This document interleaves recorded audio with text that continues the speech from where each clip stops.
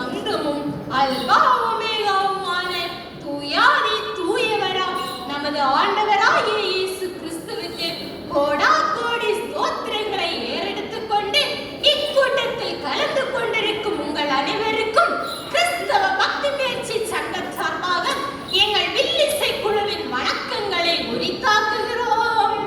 அன்பான நமது சபை போதகர் மற்றும் மூத்த போதகருக்கும் எங்கள் வணக்கங்களை கூறிக்கொள்கிறோம்.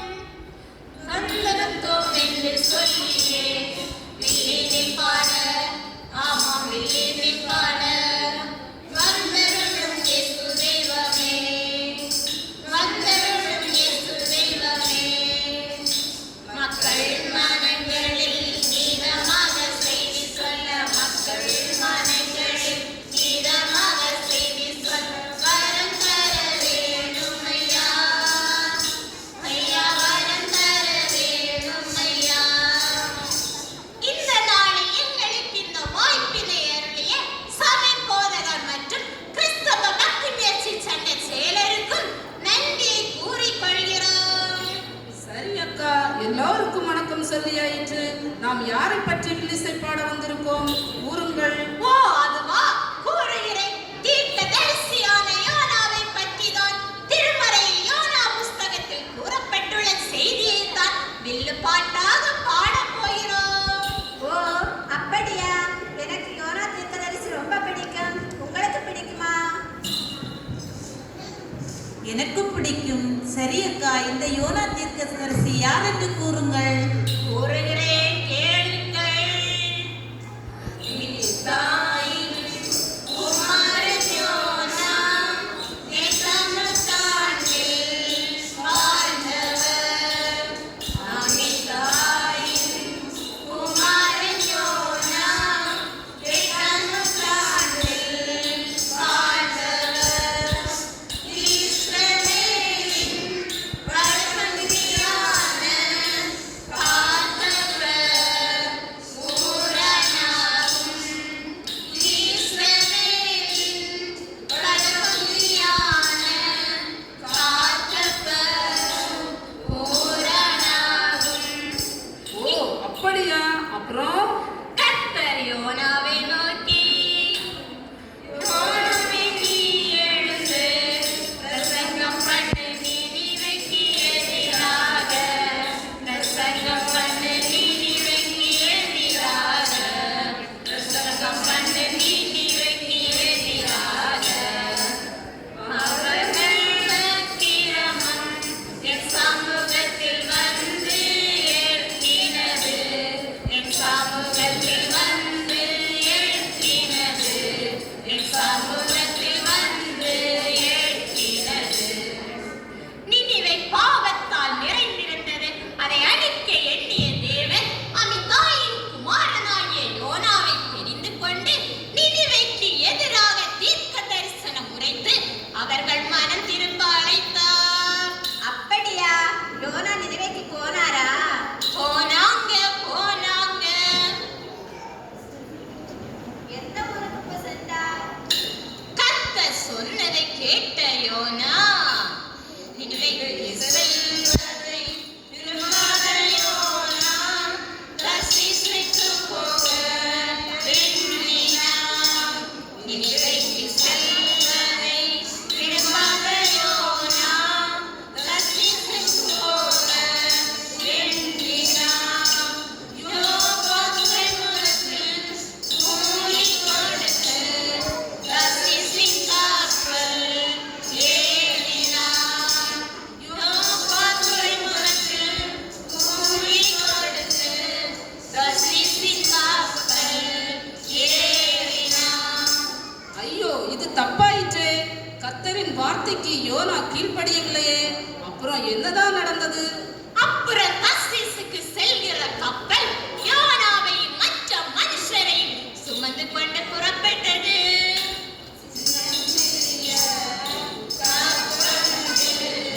நீந்தி கடலில் சென்றதம்மா, சின்னம் சிறிய கப்பலது நீந்தி கடலில் செல்லுதம்மா. யோனாவை மாற்ற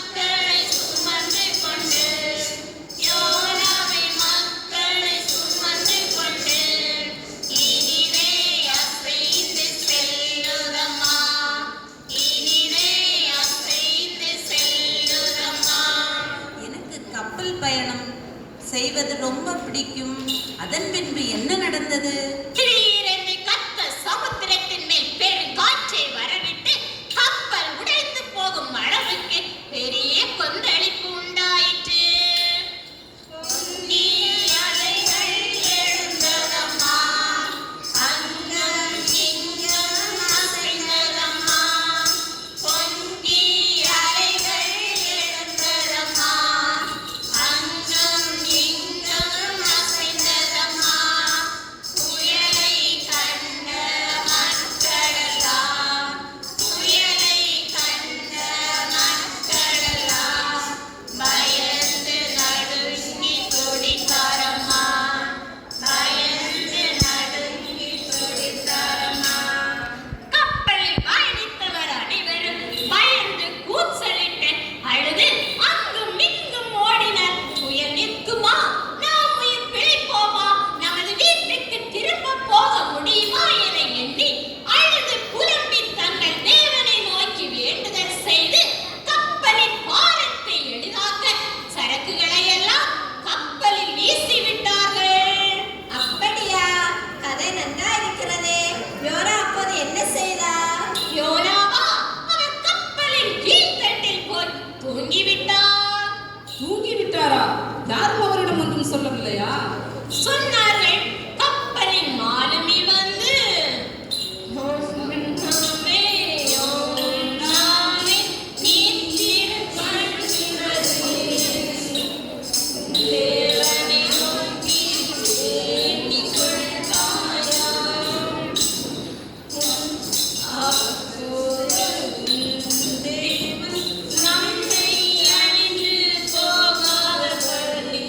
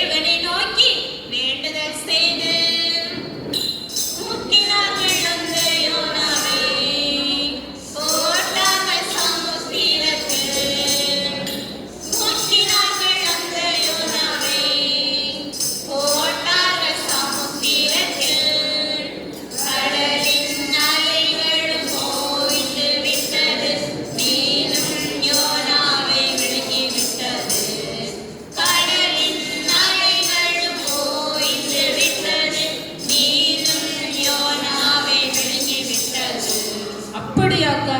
யோனாவை மீன் கொன்று தின்னிருக்குமே. இல்லை இல்லை, மீனை கர்த்தர் தான் ஆயத்தப்படுத்தி வைத்திருந்தார். யோனா 3 நாள் இரவும் பகலும் மீனின் வயிற்றில் பத்திரமாக வேறு எந்த மீனும் அவனை விழுங்காதபடி இருந்தார். பாவமில்லையா யோனா? மீனின் வயிற்றிலிருந்து யோனா என்ன செய்திருப்பார்? யோனா கர்த்தரை நோக்கி கூப்பிட்டார். நெருக்கத்திலே கர்த்தரை நோக்கி கதறி கூப்பிட்டார். நெருக்கத்திலே கர்த்தரை நோக்கி கதறி கூப்பிட்டார். நெருங்கி வந்து குரலை கேட்டு விடுதலை கொடுத்தார். நெருங்கி வந்து குரலை கேட்டு விடுதலை கொடுத்தார். கர்த்தரையே துதிப்பேன், காலமெல்லாம் துதிப்பேன். கர்த்தரையே துதிப்பேன், காலமெல்லாம் துதிப்பேன். நல்லவர் வல்லவர் கிருபை உள்ளவர் என்றே பாடினார். நல்லவர் வல்லவர் கிருபை உள்ளவர் என்றே பாடினார். மீண்டும் யோனா தேவனை நோக்கி, கடலின் ஆழத்தில் வெள்ளங்களும் அலைகளும் என் மேல் புரண்டது. ஆயினும் இன்னும் உம்முடைய பரிசுத்த ஆலயத்தை நோக்குவேன். தண்ணீரான பரியந்தம் என்னை மிகவும் நெருக்கியது. ஆழி என்னை சூழ்ந்தது. கடல்வாசி தலையை சுற்றியது. பர்வதத்தின் அடிவாரத்தில் நான் இறங்கி பூமியின் தாழ்வாய் என்னை அழைக்கிறதாயிருக்கிறது.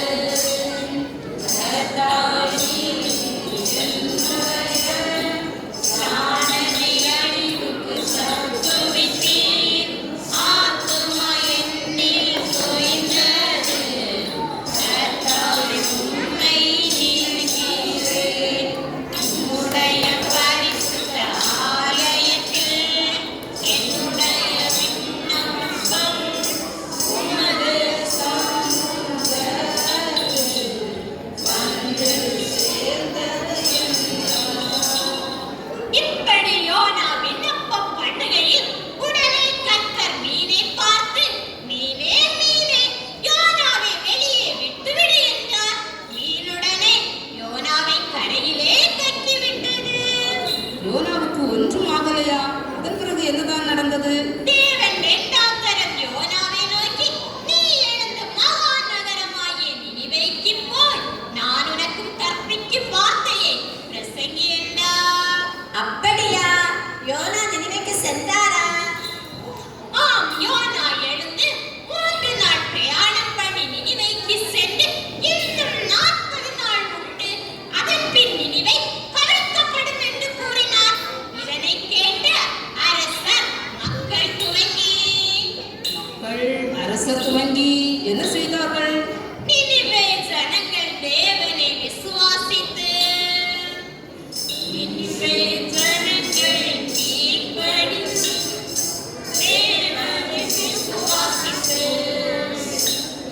நினிவே ஜனங்கள் கீழ்ப்படிந்து தேவனை விசுவாசித்து, பெரியோ சிறியோ அரசர் துவங்கி ஆடு மாடு விலங்குகளும் நினிவே ஜனங்கள் கீழ்ப்படிந்து தேவனை விசுவாசித்து, ரெட்டுடுத்தி சாம்பலுடன் தேவனை நோக்கி சத்தமாய், ரெட்டுடுத்தி சாம்பலுடன் தேவனை நோக்கி சத்தமாய், தங்கள் பொல்லாத வழிகளை விட்டு மனதார வேண்டுதல் செய்தனர். நினிவே ஜனங்கள் கீழ்ப்படிந்து தேவனை விசுவாசித்து, அதன் பின் என்னதான் நடந்தது?